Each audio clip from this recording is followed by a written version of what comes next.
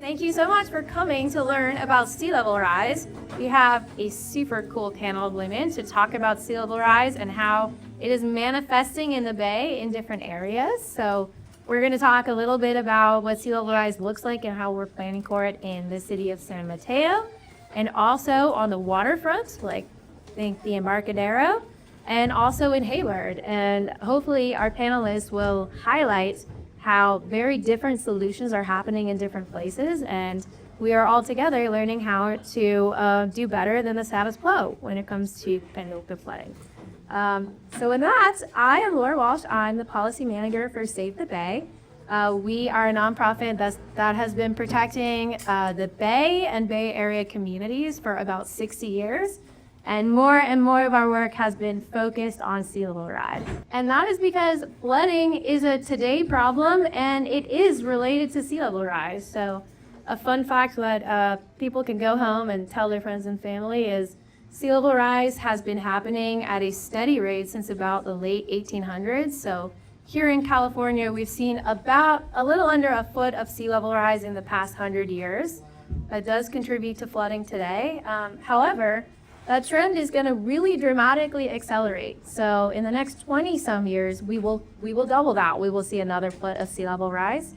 And in the next 60 to 70 years, we could see up to 6 feet more of sea level rise, so 6 times the background rate.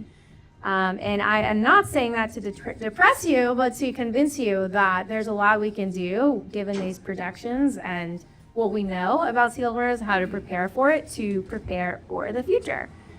The actual flooding we experience is caused by sea level rise, but it's also caused by a number of other climate factors that are also increasing in intensity. So if we don't want to see in the future Waymos having trouble getting up a freeway on-ramp, or the San Francisco airport getting flooded, or the near to the Bay Bridge, iconic landmark, it's from TikTok, so it's not big.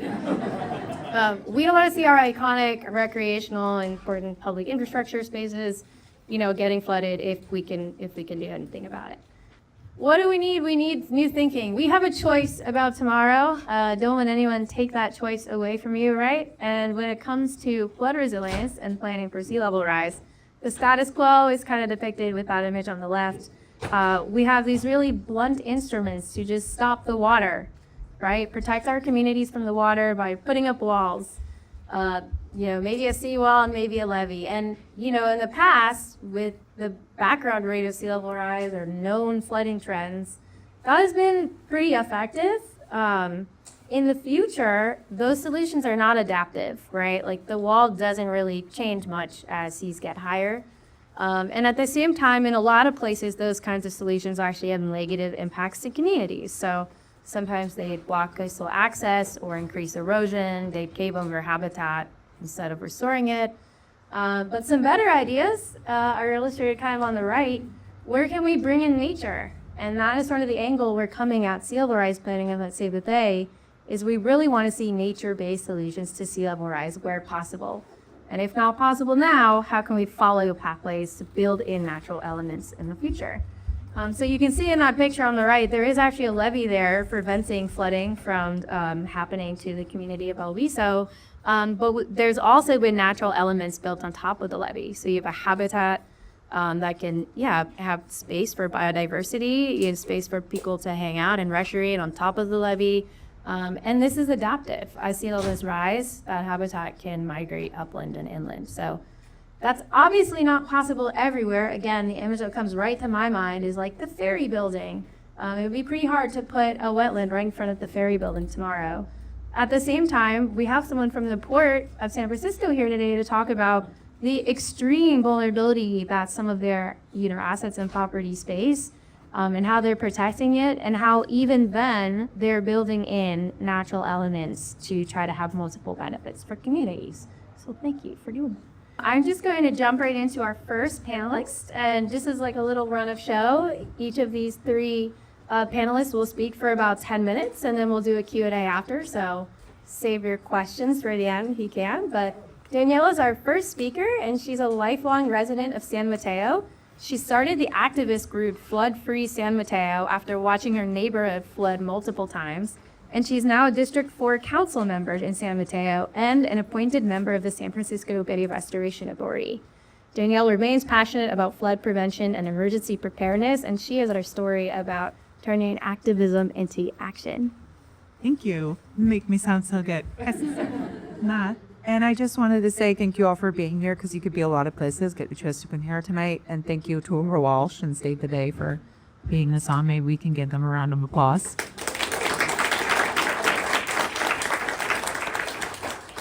If you want to go to the next slide. You introduced me, but I'll just give you a quick little history about myself. So I am from San Mateo, born and raised. San Mateo is actually a floodplain.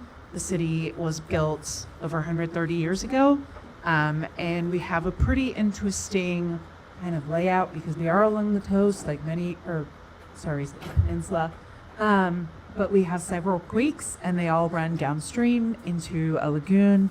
Actually, the Army Corps of Engineers built because the town is flooding pretty consistently, and that lagoon flows out into a bay. So that's just a little bit of history on San Mateo, how I got involved. So. Like most people, I'm pretty civically minded.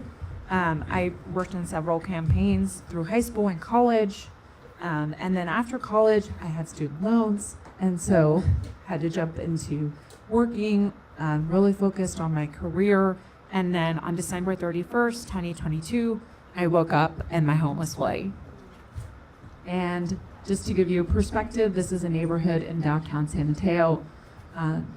The way that our city is mapped out today is our roads are actually a conveyance system, so they run from upstream to downstream into our lagoon and then out to the bay. So I'm just going to show you some pictures of the town.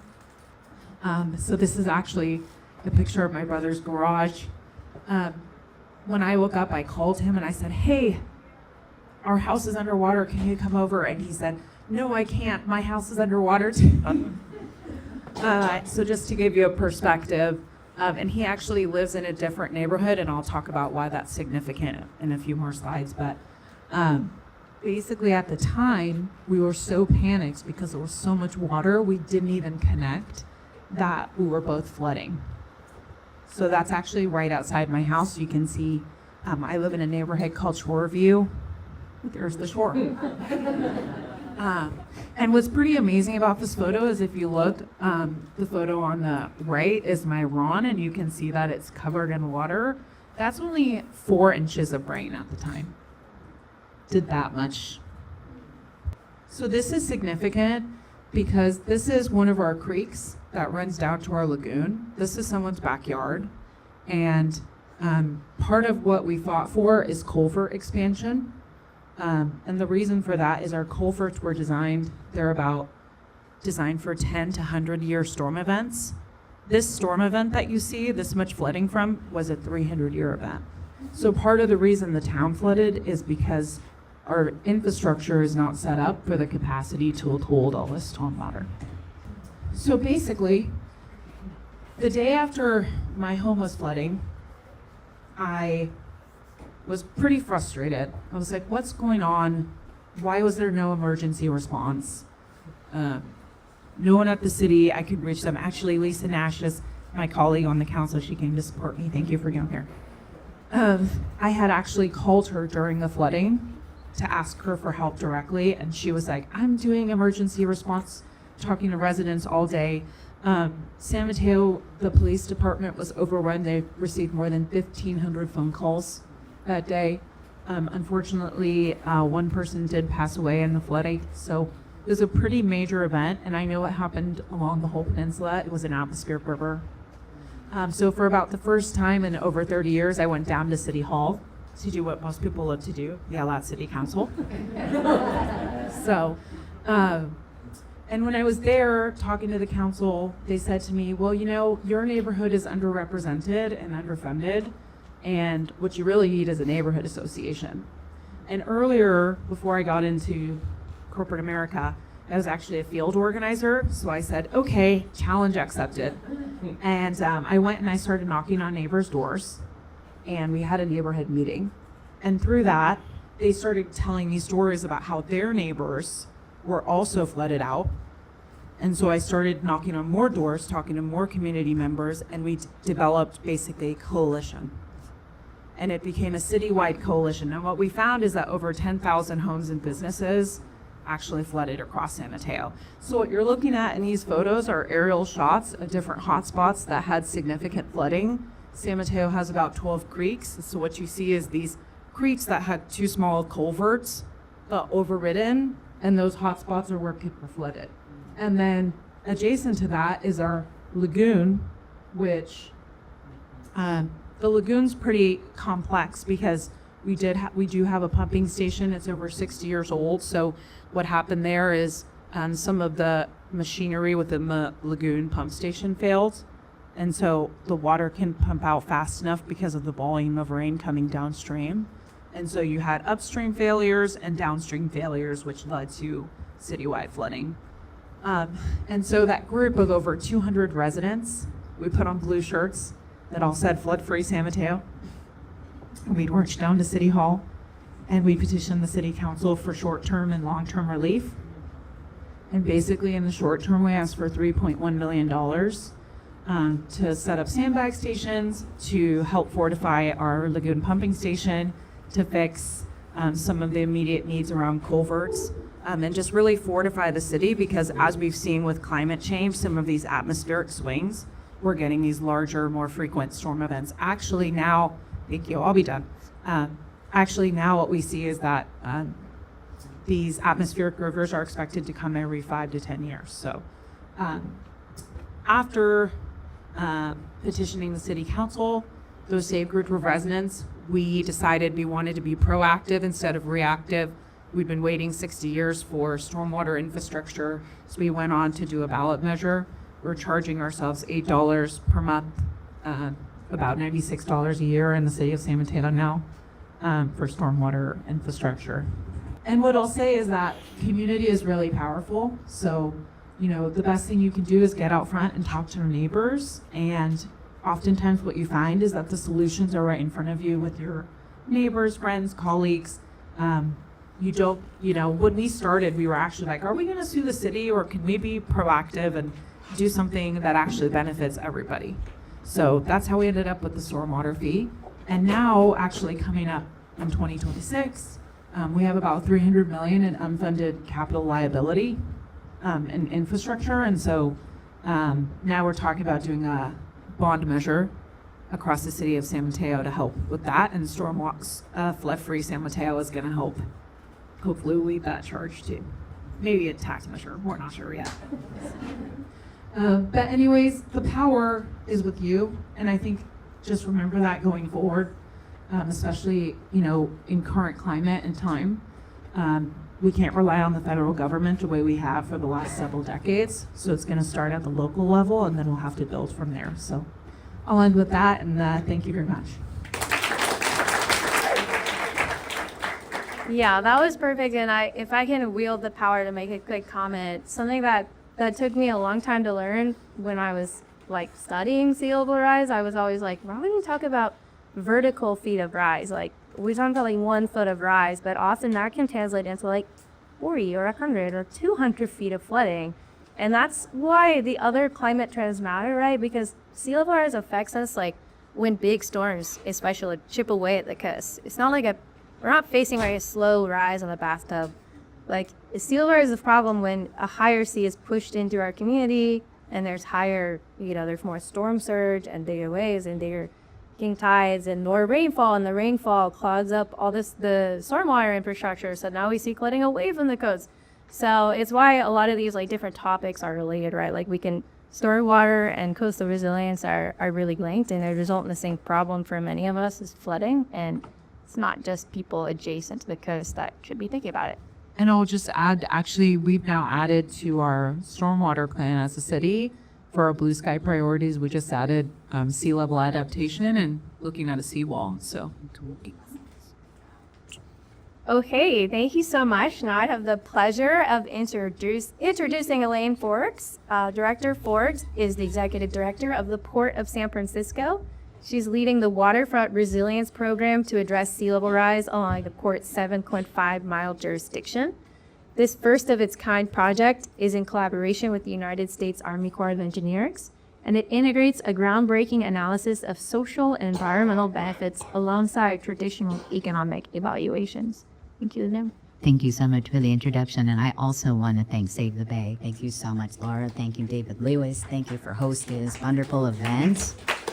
Thank you. It's such great and important advocacy work all these decades. And I also want to acknowledge one of my absolute favorite colleagues from the Port of San Francisco, who did not one, but two waterfront land use plans for us, was just appointed to your board. Diane Ocean was here, new board member, Diane.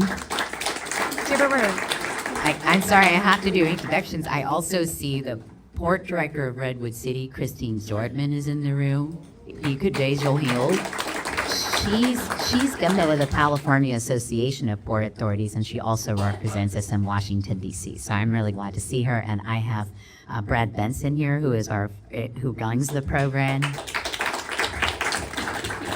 and Eric Young, who runs me. My communications director. Okay, so I wanted to say a couple words about what the port is. We run 7.5 miles of waterfront property that is purely a public waterfront. We came from the state to the city in 1969. We also operate as an enterprise agency, so we're basically a business. And we run our operations from the charges of all our tenants, over 550 tenants, of course, Pier 39, all the way to Hyde Street Pier, the Giants, so much, the Exploratorium. I could go up and down the waterfront, but we also have a very, very lot of industrial land. Actually, we have an acres more industrial land than commercial real estate or maritime. So we have a lot of adaptation opportunities as we move south. So we also are looking for nature-based solutions. And as I'm going to show with the presentation, you would think on our very hard urban edge, where the city was initially built, that supports and provides flood protection to 500 acres of the city and has all the major utilities, all the major infrastructure going to its edge, you would think you're just going to build a higher wall. There's just no other economic way around it. And that is true. We will need to build a higher wall, but we can do nature-based solutions even as we have to do that on the hard urban edge. And you'll see in the 7.5 miles, there's a lot of adaptation area to work with the bank. Okay, why are we doing this program? We have absolutely no choice in the matter whatsoever. We have very serious earthquake and sea level rise risks. And as you were describing, we have intermittent flooding. But then once the level rises to a certain point, it's a very flat area that was filled in until you get to the hills of San Francisco. So just like you said, a little bit floods a long way. 6% of the land area in San Francisco would be flooded. By 2140, the damages we think would be $23 billion. But really what's most important is 23,000 residents and more than 500 buildings and 3,400 jobs would be impacted. So there's just absolutely no way around this very expensive project. It's the result of climate change, and we've got to mitigate. So it gets worse. We have incredible earthquake risk. These soils it's all filled land, and we had big pieces of infrastructure like our seawall that in an earthquake would be in liquefiable soils, and it would essentially slide, and quite a long way, creating very, very serious damages, including life safety risks. And of course, we have the most amazing historic assets. We are talking about the Ferry Building. The Ferry Building actually has lower earthquake risks than some of our other facilities. But we have the most important historic resources, and they're all sitting on a time bomb. So this is a huge problem for us. I didn't mention that we have a 150-year-old seawall that needs to be rebuilt. It's 3.5 miles, and it's all along the historic waterfront. Okay, now I'm moving to good news. We're moving quickly to good news. Are you ready? This is all better news. So we've had an amazing experience with the U.S. Army Corps of Engineers. this is a group that is responsible for keeping the nation from flooding. And they have been so forward-leaning on this. The way it works is once Congress says, go figure out what's wrong with the flooding in this area and figure out if it's going to the damages are worth the investment to fix it. So if the cost is higher than the damages, no federal interest. Two things, big things happened. One, they decided to look at sea level rise to count what the damages would be. If they hadn't done that, no federal interest. Then everyone agreed, and we pushed, that the seismic costs would not be counted against us. So when you saw that slide of all that challenge, you can see the flood protection would be only a portion of the cost. So that was critical, otherwise no federal interest. And finally, they decided we're going to do comprehensive benefits. We're going to look at other things that matter to this cultural resource. We're going to save the ferry building. And this very forward-leaning Army Corps of Engineers we didn't expect. So we've just been so lucky. And through that process, it was all across city agencies, SFMTA, all the utility folks had to come in. No resident should have to solve a flood problem like this. Like, that is nuts, honestly. Like, that can't happen to jurisdictions as this changes as we experience sea level rise. But this, we developed this plan.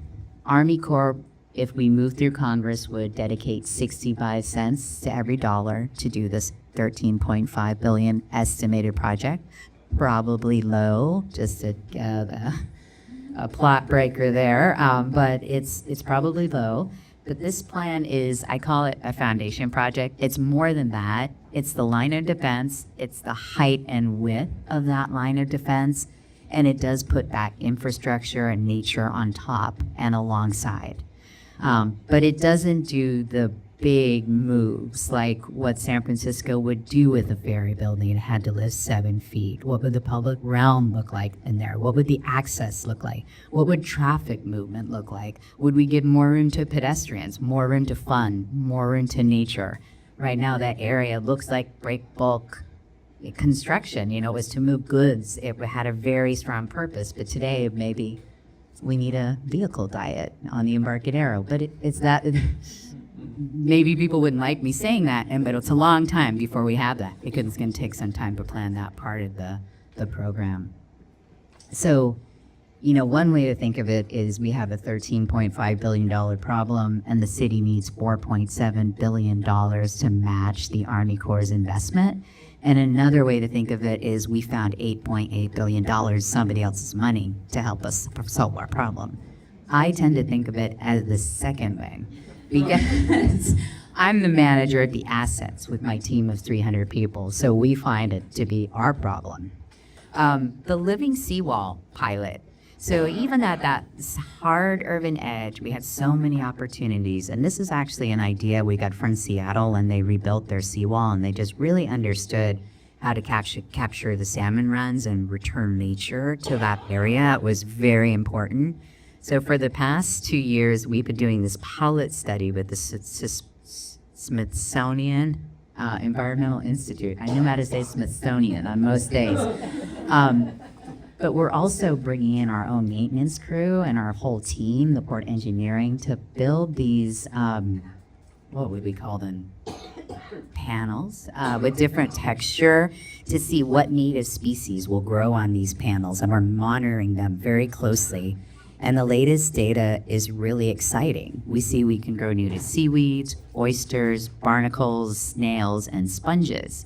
So we had such an alignment with Save the Bay as it relates to water quality. Like water quality, water quality, water quality. My team keeps telling you there's too big of a bay. We can't really change the water quality. But everything we do to change the water quality is a step toward better water quality. So it's very important to us.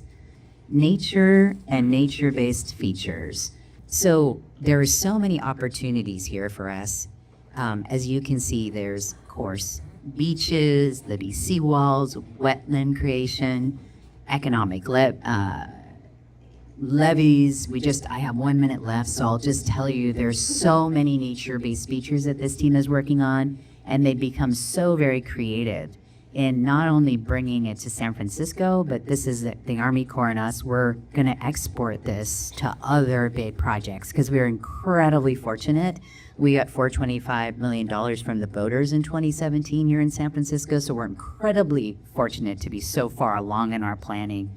The biggest thing I want to leave you with is that waterfronts are incredible values to community in terms of the cultural resources, the historic resources, the way we enjoy the bay itself, the experiences in San Francisco. I'm talking about levees and construction and $13.5 billion, but what we're really talking about is an incredible waterfront. And so the opportunities here that we have as we multi-solve with all these systems and infrastructure is also to bring back something more accessible, more beautiful, more inspiring back on top. So thank you so much.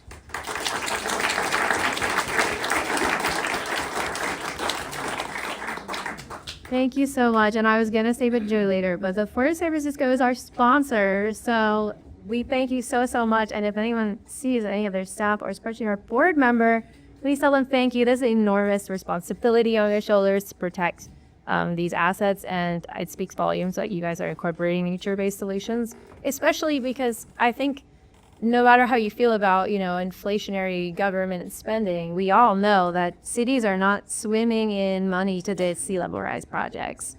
We are desperately clawing for that kind of funding to protect communities, and to be incorporating nature-based strategies, I think does really show the economic value of those features over time. They last, they adapt, and they have other benefits for communities. So thank you. And with that, Jackie Zipkin is our final speaker, and then we'll go to Q&A. Jackie is the general manager at the East Bay Dischargers Authority, which sustainably manages the discharge of 1 million East Bay residents and businesses to San Francisco Bay. Speaking of water quality, Jackie leads the First Mile Horizontal Levee Project, a nature-based adaptation initiative along the Hayward shoreline that has multiple innovative project features. Jackie has worked with water for more than 2 decades and is helping rethink how we in the Bay Area can best live with water, and which is the most important thing. And Save the Bay is a partner on the First Mile Levee Project. We think it's super innovative and we're excited about it. So thanks for putting me top that, Jackie. Thank you so much. Thanks for the invitation to be here tonight. And I'm so excited to see this packed house. What a great crowd, and honored to be on a panel with such accomplished women and coming out of here really energized. So the First Mile Horizontal Levee is going to pick up on some of the themes that you heard already in terms of nature-based adaptation and water quality and multi-benefits. So we're just talking about 1 little mile of shoreline here, but we're hoping that this can become a model and kind of pave the way for similar adaptation strategies around the bay. So you can see this is an aerial view of our site, and the map shows you, in case you are San Francisco centric, that's where Hayward is on the map. We have another kind of theme that I want to share is government agencies working together. We are collaborating with East Bay Regional Parks on this project. They are the landowner and manager and are incredibly critical to the stewardship of the land in the East Bay. We are doing this project with EPA funding. We're partnering with San Francisco Estuary Partnership, Save the Bay, and more other agencies and entities that I can name. And really, all of us working together is what it's going to take to accomplish the response to these challenges. So with that, I can get into it. So I'm from a wastewater agency. We treat and discharge treated wastewater to the bay. And so some of you may be wondering, unlike the cities who are clearly responsible for flooding in their communities, what does a wastewater agency have to do with sea level rise? Well, wastewater agencies are facing myriad challenges right now that are compounding. So we have aging infrastructure. Most of our facilities were built in the 1970s and 80s with funding that stemmed from the Clean Water Act. And so those facilities, like some of our knees, are reaching the end of the peaceful lives and need to be renewed. So we need investment just to make sure concrete tanks are still functional. At the same time, wastewater agencies in the Bay Area in particular are responding to the challenge of nutrients in the Bay. So some of you may remember in 2022, we had a major algal bloom in San Francisco Bay that tragically resulted in a lot of dead fish. And though nitrogen from wastewater wasn't the cause of that bloom, it was the fuel. And so we recognize as a wastewater community in the Bay Area that we have a responsibility to get that nitrogen out of the bay. Historically, it wasn't a problem because the bay was resilient to it, but with climate change and other factors, we're seeing that resilience wane. And so we need to respond by removing nutrients, which is also a $14 billion problem around the bay. So we're upgrading facilities to remove nitrogen. And then sea level rise. So by definition, wastewater facilities are at the bottom of the hill. Yeah, our wastewater flows downhill by gravity to our facilities. And so they are on the front lines of sea level rise all around the bay and all around the country. And so we're needing to think about how we protect those facilities that can't be moved away from the shoreline. We're trying to do all that while also considering affordability. You know, there are serious challenges paying water and wastewater bills for a lot of our community members. And so we can't just raise rates in order to respond to these challenges.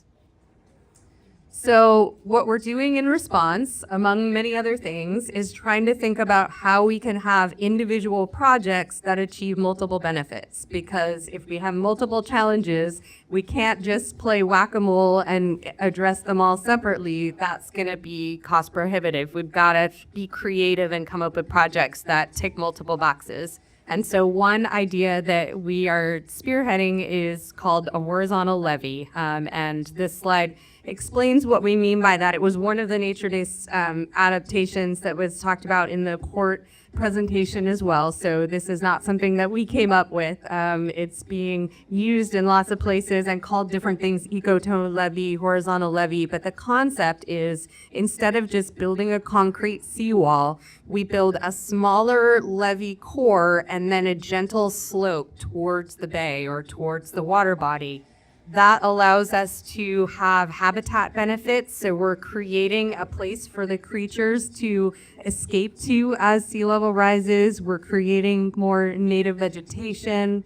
And then from a wastewater perspective, what's really cool about this is we can build it with a treatment layer in the subsurface. So we can actually put treated wastewater. So first it's treated at a wastewater treatment plant, but to remove additional nutrients and other contaminants, we run the wastewater through the subsurface, and it's basically a bioreactor in there that removes nitrogen by natural means. And so we're improving water quality while we're responding to sea level rise. So we have this response to sea level rise, but we get these ecosystem services, including habitat for native species, climate change adaptation, and improving water quality. My agency, the East Bay Dischargers Authority, along with all of these partners, is working on a project that we call the First Mile. And we call it that because it will be the first mile of shoreline where we try to implement this type of multi-benefit strategy. It's not the only place, as we just talked about, that nature-based solutions are being piloted or being implemented, but it's the first mile-long section that's really trying to integrate this water quality piece in addition to the habitat and sea level rise adaptation pieces. The city of Palo Alto is also building a pilot horizontal levee. Theirs is actually a little bit ahead of ours, but it's not a mile, it's smaller. So we're going to learn a lot from what they're doing. We're going to learn a lot from what they're doing and then try to build on that and expand to a longer length. So this is a project in Hayward. It's at the back of an existing pretty high quality marsh, and that's a challenge for a lot of reasons. We need to fill an existing marsh in order to protect it from the future. And so we're trying to also balance impacts today with benefits for the future. So the future, this is, looking at that marsh from a certain angle. There's a stormwater canal on one side and then the marsh on the other. And it's an artist rendering, but it looks a lot like an actual picture taken at this location in a king tide. So the future could look like this with a lot of riprap and a lot of great infrastructure, or it could look like this. It happens to be a nicer day in the second. But we're also trying to reincorporate recreational elements. This is an area that is not currently accessible to the public. The Bay Trail is at the outer edge of the marsh that we're talking about. That's not going to be sustainable long term. And there's not currently access to the rest of the marsh. And so how do we think about bringing the public in to this space, migrating the Bay Trail so that it is more sustainable long term? So this project potentially has many benefits for the community. The upper image there shows a bridge. This is all hypothetical at the moment, but it's something that we're talking about. Our site is currently disconnected from the community and a beautiful community park in San Lorenzo.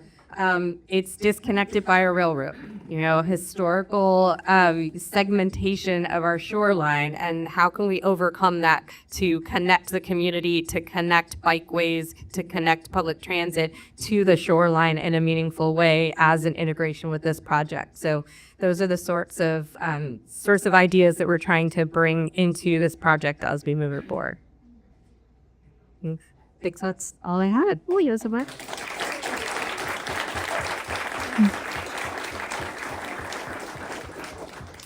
Hey, thank you so much to our speakers. Really appreciate it. That was perfect.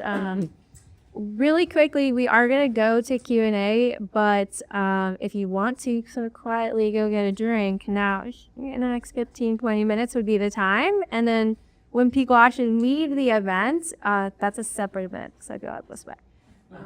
But with that, one takeaway I would take from the panel is the extent to which everyone is willing to collaborate with others. People have a lot of extreme goals and wishes and constraints in this space, and working together is key. And I also just personally love this panel because I have friends say, oh, sea level rise in Bay Area is a big deal. What are we going to do about it? And I know the answer that they want is we're going to put up a giant seawall.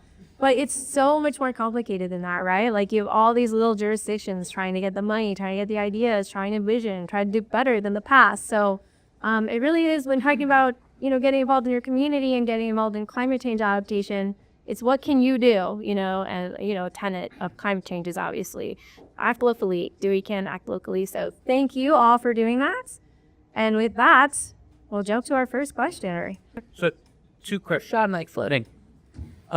The first is, what infrastructure, whether urban or community or airports, which infrastructure is most at risk around the bay to the sea level rise? And then secondly, is there collaboration with other coastal cities like Copenhagen that are pretty sophisticated about design and sea level rise and clean energy?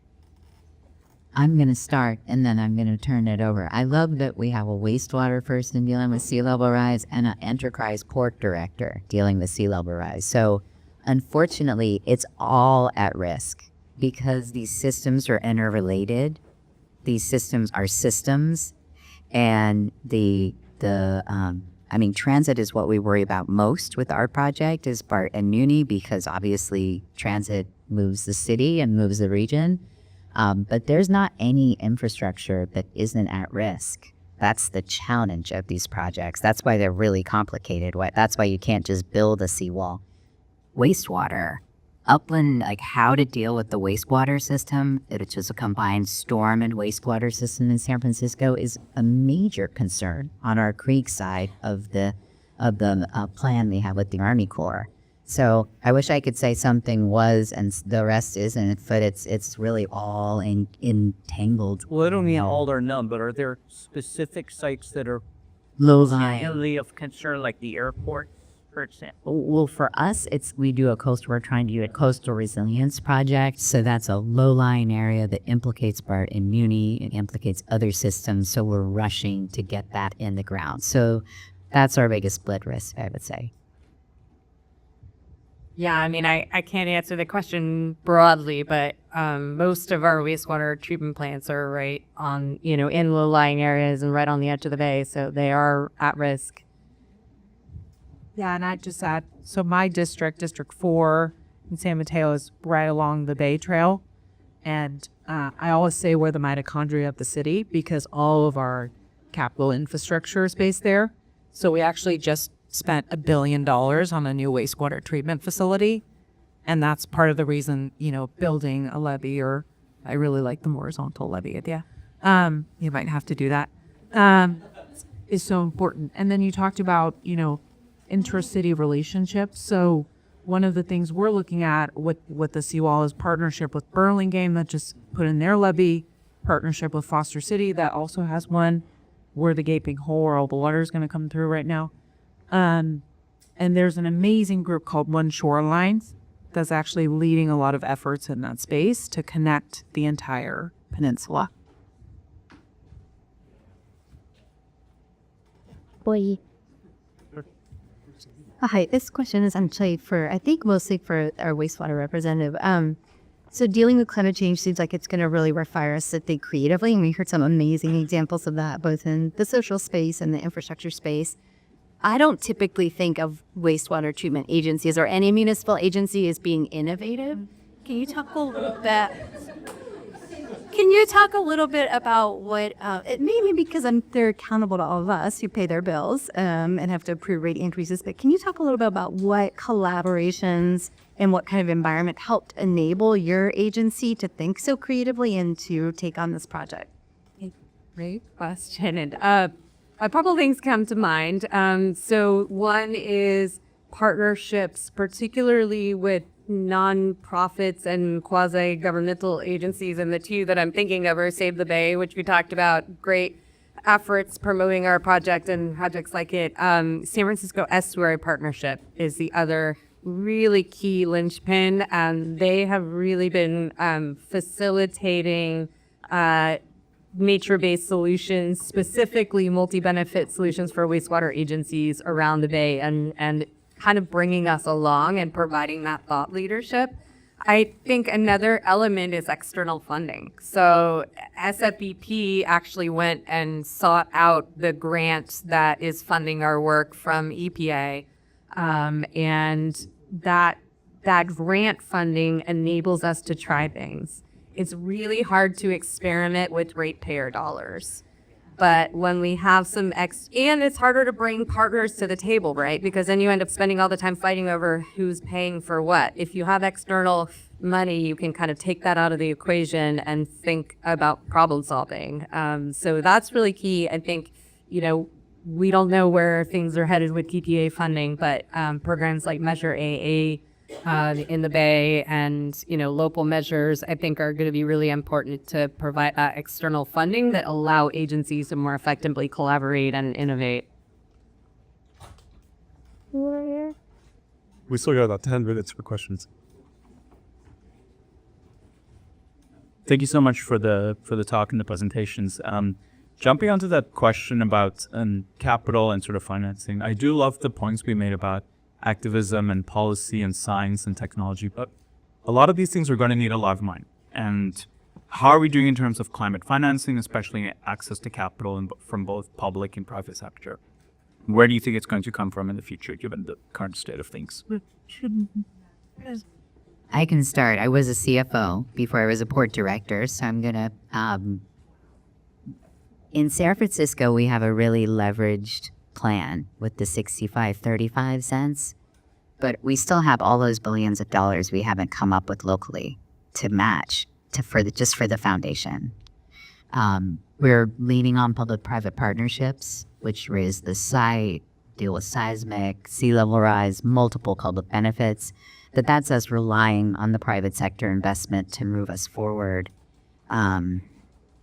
the Army Corps only has so much money to go with flooding in the nation, and we're going to be in line with lots of other places. So basically, the answer to your question is we really need to get some public sources, local sources, state sources, federal sources, public sources in this equation. And we need to do so in a strategic way that looks at the nation and looks at Bay Area and not just one community, the next community trying to figure out their capital stack, because that's so inefficient, as you can imagine. But thank you for that question. Anyone else want to talk about the money? I literally hope to win the lottery.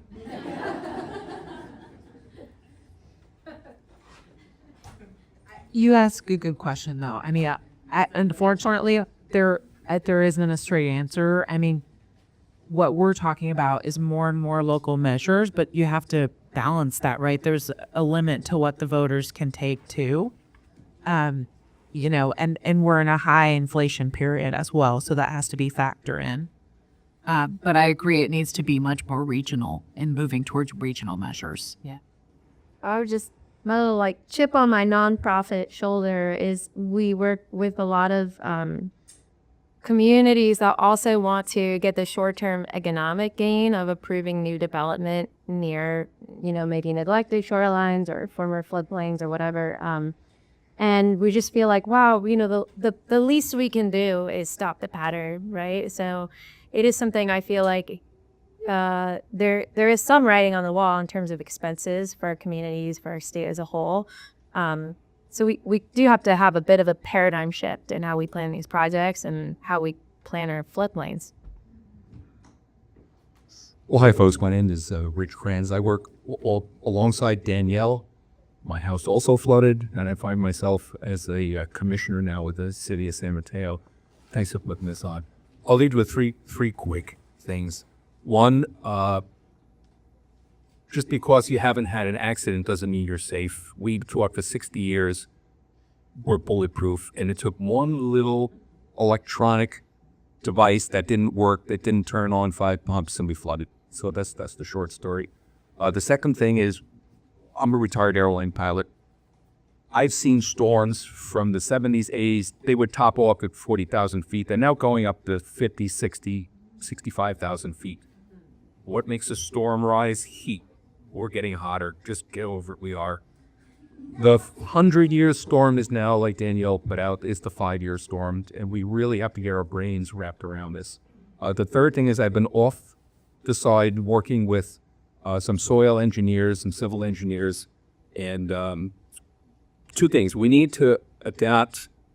The smartest people get their heads together and develop a process where we can, this dirt for the word is scope, and how the sloping is called scope. It's going to take a lot of dirt. It's really expensive. One of the things I've come up with, and I would highly recommend, just like a foot's number, is there are certain lagoons around the Bay Area, San Mateo, River Shores, River City, and they're shallow. They've been, there's a lot of sloughing and shoaling going on. You're shaking your head, you know exactly what I'm talking about. So to speak to the hydrologists and the hydraulic engineers in the room, if we could dig that down and make it, for the electrical engineers, like a capacitor, it'd make it deeper, it would have more reserve. Well, what do you do with the dirt? Well, we got to ship it out to Farallon Islands and dump it. Yeah, I got an idea. Why don't we use that for the first layer of fill? It may have stuff in it, yes. But then cap it. That's the conventional wisdom now. And even possibly putting in concrete. Remember when you were kids, you played with jacks? Concrete, that is called a groin, all due respect. That will help with the liquefaction flow. But anyway, I could talk for an hour about this because I'm passionate about it. I just want to say thank you, and I hope that enough smart people getting their praiser on this. We're going to talk in the social.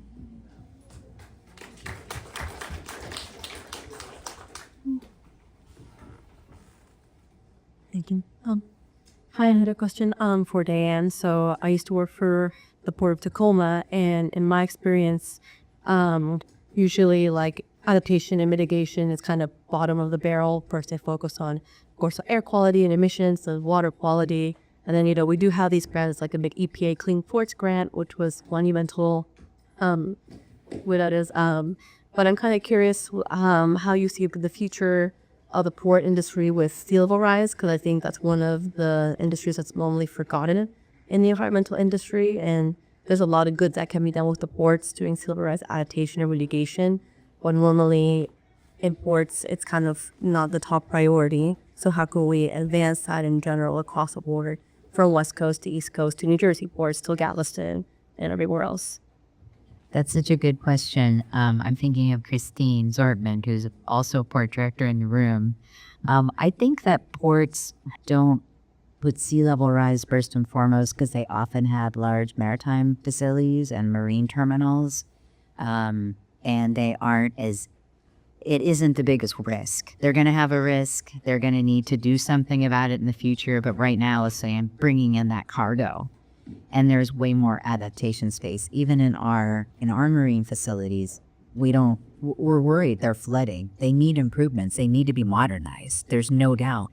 But sea level rise isn't the top of mind for any of those locations, even though there's problems there, because we can move the cargo in. There's ways in which there are big, big spaces, right? But when the port is an urban port, like Christine in mind, when you're right on the shoreline, when there's housing on the shoreline, when there's all sorts of, I talked so much about the infrastructure, the systems that need the flood protection, then you're not in a port business anymore. You're in a water's edge protection and upland flooding protection business. So it really depends your portfolio. In San Francisco's just position, which I showed you, we have no choice. And so how do I get my other port directors involved? They support San Francisco very much. They're watching the work. Some are getting grants and doing work of their own, especially ports like San Diego, San Francisco, Redwood City. But we're all in conversation, which is really important. It's a very strong community of authorities and directors. Thank you for your question. Thanks to the ports for showing up. We could top for volunteer. Yeah, can we do two? Because I'm gonna ask one.